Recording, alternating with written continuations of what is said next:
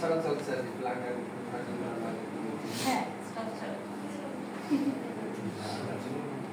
জি বলতে চাই যে স্যার আমাদের ফ্যাকাল্টি তো মানে এর আগেও যত ভাইস চ্যান্সেলর ছিলেন মানে এটা এই মানে ফ্যাকাল্টিটা এস্টাবলিশমেন্ট হওয়ার পরে আনফরচুনেটলি কোনো মানে ইনফ্রাস্ট্রাকচার হয় নাই, কিন্তু আমরা আসলে বলে আসছিলাম সব স্যারদেরকে যে যখন স্যারা ভিজিটে আসছে বা আমরা যখন স্যারদের সাথে মিট করতে যাই তখন যে যাতে আমাদের একটা ফ্যাকাল্টি বিল্ডিং হয়, তো ওইটা প্ল্যানিংও হয়েছিল। এখন স্যার যেহেতু আসছেন স্যারের কাছে মানে আমি আন্তরিকভাবে রিকোয়েস্ট করবো যে স্যার যাতে এটা মানে খুবই মানে মানে মেজর ইস্যু হিসাবে দেখেন আমাদের আসলে একটা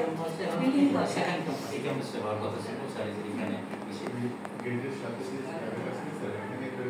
স্টোর গেটের মানে হর্টিকালচার ওইখানে এরা কই যাবে, এরা এখন মানে